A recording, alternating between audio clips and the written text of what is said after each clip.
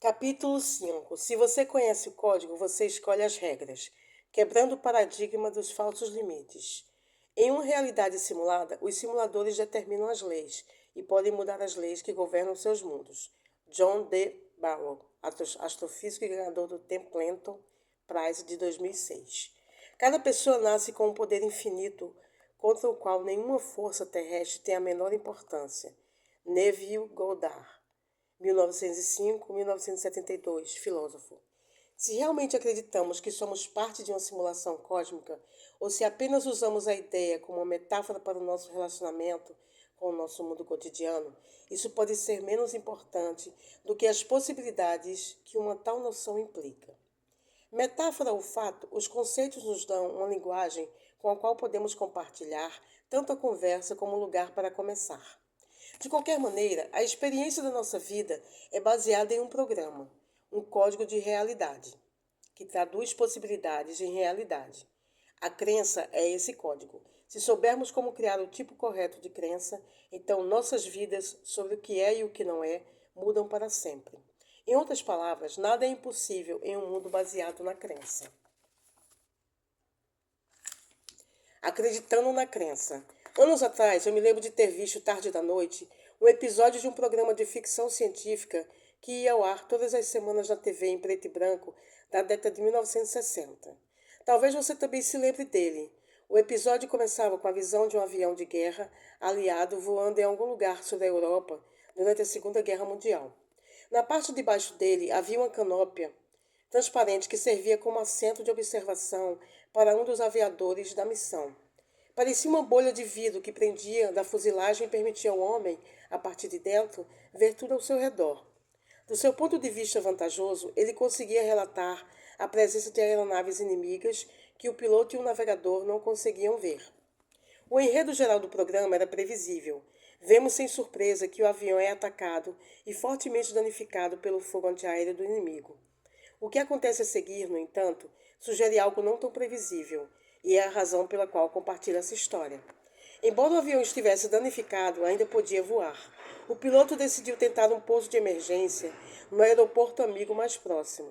No entanto, quando ele verificou com o restante de sua equipe, ele descobre que no ataque perderam o trem de pouso. De repente, o piloto se encontra em uma situação de boas notícias e más notícias.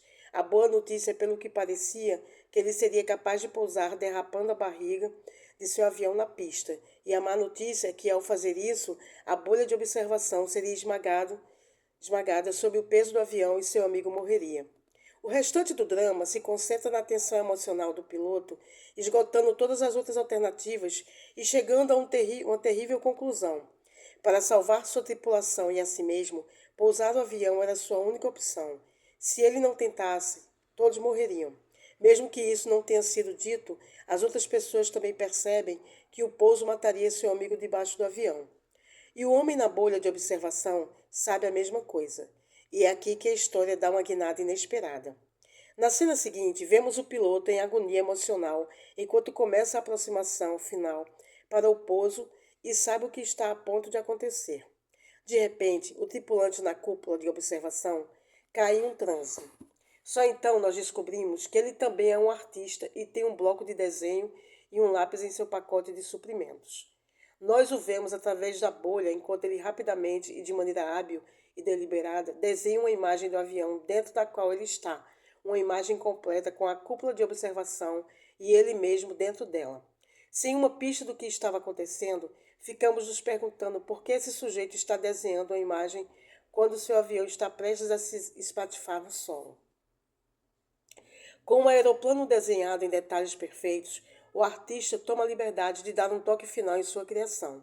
Ele desenha o trem de pouso, intacto e totalmente estendido, assim como seria se ele estivesse realmente lá.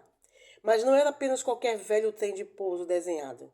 Ele incluía pneus enormes e exagerados, como se tivessem saído de um cartoon de Mickey Mouse. Completava-no tiras de cana-de-açúcar e raios de luz brilhantes fluíam de sua superfície. O traço final do desenho ficou completo assim que o avião tocou o solo, e a essa altura o piloto está emocionalmente em frangalhos, acreditando ter assassinado seu amigo. Bem, você pode imaginar o que acontece a seguir. Quando o piloto pousa, ele percebe que, de alguma forma, as rodas estão funcionando. Ele manobra o avião até parar. Imediatamente, os membros da tripulação se levantam de seus assentos em toda a cabine, saltam sobre a pista e começam a correr à procura de segurança. Quando se voltam para entender como conseguiram pousar, o que eles veem é a realidade de um avião danificado pelo fogo, perfurado por balas e bombardeado pela guerra, com pneus de desenho animado que sustentavam a ele e ao amigo deles na bolha de observação, descendo na pista para se juntar a eles. Aqui está a chave para essa história. Mesmo que o artista estivesse consciente, ele parecia estar atordoado, em um estado que hoje chamaríamos de estado alterado. Ele estava em um sonho desperto. Enquanto sonhava, os pneus faz de conta estava lá, segurando o avião até que todos estivessem seguros. Mas quando seus camaradas, em grande agitação, o abraçam com carinho, eles o despertam do seu transe. Podemos ver o avião ao fundo e de repente os pneus que ele está imaginando desaparecerem de vista. Eles simplesmente evaporam. O avião parece pender em pleno ar durante uma fração de segundo e em seguida cai ao chão e se espatifa em uma nuvem de fumaça e fogo, esmagando a cúpula de observação na qual ele estivera amarrado apenas alguns momentos antes. Com descrença, espanto e maravilhamento, os membros da tripulação olham uns para os outros e começam a chorar. E é aí que a história termina. Embora seja um relato fictício, ele é poderoso, por dois motivos. Em primeiro lugar, é um lembrete de que a própria experiência da imaginação e da crença, que estamos condicionados a descartar em nossa cultura, é uma força criativa em si mesma, que vive dentro de cada um de nós e não requer nenhum treinamento especial para sabermos que está lá. Em segundo lugar, essa história nos lembra que experimentar tal milagre em nossa vida exige que acreditemos em nós mesmos, bem como no próprio milagre. Embora essa história seja uma bela ilustração de uma possibilidade, o poder da crença do artista tem uma base factual que explora todo o restante deste livro. A chave é que ele acredita na força de sua imaginação e sabia que tinha uma ligação direta com os acontecimentos de sua vida. Nesse exemplo, em vez de simplesmente suspeitar ou acreditar pela metade que ele poderia reescrever sua realidade, ele sabia disso com cada fibra de seu ser. Ele sabia disso tão profundamente que somatizou sua crença, tornando a imagem seu sonho a realidade de seu mundo. Um corpo crescente de evidências científicas sugerem que todos nós temos o poder de fazer exatamente isso. Usei a história fictícia com o objetivo de abrir a porta para a possibilidade, uma vez que ela exibe o fato de muitas pessoas poderem se beneficiar com a clareza de um indivíduo, mesmo sem que eles próprios compreendam esse poder. Talvez o mais importante seja o fato de essa história ilustrar a inocência do tripulante ao expressar o seu sonho por meio de sua arte. Ela mostra exatamente o quanto o poder da crença pode ser simples. A seguir, eis um relato verdadeiro destes princípios. É a história da determinação de uma mulher para ter sucesso onde ninguém teve no passado, e sua crença em que seria ela que o faria antes de mais ninguém. Milagres da vida real. Em 2005, Amanda Denison, de Alberta, Canadá, foi registrada no Guinness World Records para a caminhada sobre o fogo mais longa documentada na história. Embora incontáveis indivíduos tenham usado tal experiência como uma ferramenta de construção de confiança em seminários sobre crescimento pessoal, o que tornou a caminhada de Amanda um pouco diferente foi o tempo em que ela manteve o foco que lhe permitiu realizar tal demonstração. No dia de sua caminhada sobre o fogo, ela caminhou por uma cama de carvões incandescentes, cuja temperatura era de 927 graus centígrados, e ela fez isso ao longo de uma distância de 61 metros, para se tornar a primeira pessoa a estabelecer tal recorde sem lesões. Teorias científicas foram oferecidas no passado para explicar como as pessoas têm conseguido andar ilesas sob brasas acesas, cobrindo distâncias muito mais curtas. Eles incluem fatores como a rapidez com que o caminhante se move e a possibilidade de uma fina película de transpiração sobre os pés os isolarem das brasas incandescentes. Essas teorias simplesmente não se sustentam na presença de mais de 61 metros de carvão no caso de Amanda. Então, o que aconteceu com ela? O que foi que a colocou à parte naquele dia de verão em 2005 e permitiu-lhe realizar tal façanha? Talvez a grande questão seja esta: o que acontece com qualquer pessoa que realiza algo tão milagroso. Quantas vezes ouvimos falar de pessoas realizando ações que pareciam violar o senso comum da realidade cotidiana e até mesmo quebrar as leis da física e da natureza, pelo menos como as compreendemos hoje. Os programas de notícias na televisão, por exemplo, publicaram histórias de soldados retornando dos campos de batalha do Iraque com ferimentos que seus médicos diziam que os impediria de andar novamente. E então algo acontecia, uma experiência interior que não é bem compreendida na área médica, e um ano depois, essas pessoas estão correndo em uma maratona. Ou então ficamos sabendo de pessoas que viviam vidas cotidianas normais e de repente apresentaram o que parecia uma habilidade sobre-humana que elas nunca exibiram antes. Por exemplo, a força para salvar a vida de outra pessoa, como foi o caso de Tom Boyle, de Tucson, no Arizona, no verão de 2006. Depois de ver um adolescente atropelado por um carro e em seguida preso debaixo dele, Tom correu para a cena e levantou o carro até uma altura suficiente para o motorista puxar o garoto de 18 anos, Kelly Holston, debaixo do veículo.